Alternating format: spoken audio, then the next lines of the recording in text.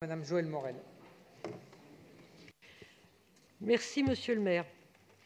Alors, encore une fois, le sujet de l'e-sport revient sur la table de nos débats.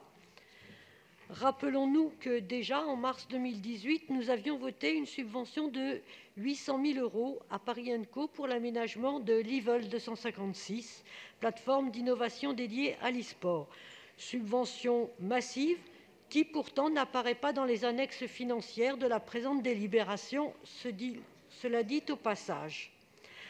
À ce moment, nous avions déjà émis de grandes réticences à voir cette ligne budgétaire prise sur un projet parisianisé du budget participatif dans le projet global du sport pour toutes et tous dans les quartiers populaires, alors même que tous les autres projets englobés dans le projet global portaient sur des activités physiques.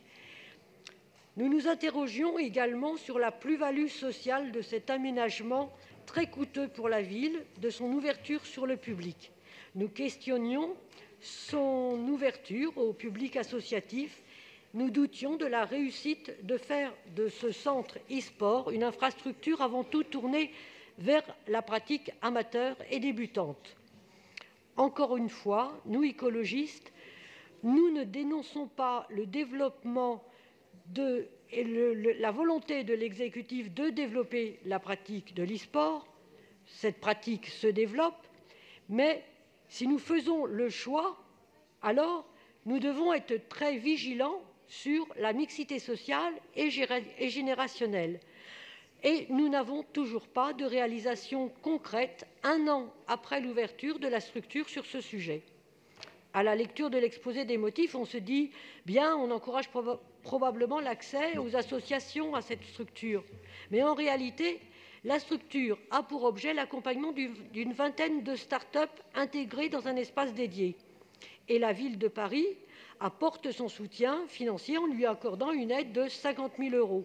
Avec ces 50 000 €, la structure embauchera une personne qui ira chercher des capitaux privés, ceux des grandes marques de l'e-sport, pour permettre à cet incubateur de se développer. Alors, que reste-t-il pour l'encouragement d'une association amateur qui s'appelle Pugilat des Étoiles pour son programme d'activités extrascolaires pour les jeunes dès 12 ans, tous les mercredis après-midi? Eh bien, cet aspect a pour montant simplement, en fait, cet accompagnement à cette association a simplement un montant de 7 500 €. Alors nous regrettons que l'objectif d'ouverture et de connexion de cette initiative au quartier passe en second.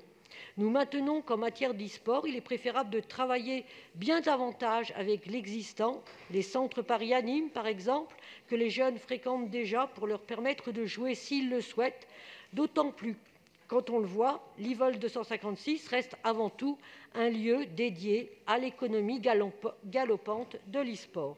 Pour ces raisons, nous voterons contre cette délibération. Je vous remercie. Merci, Joëlle Morel. La parole est à Daniel Simonet. Oui,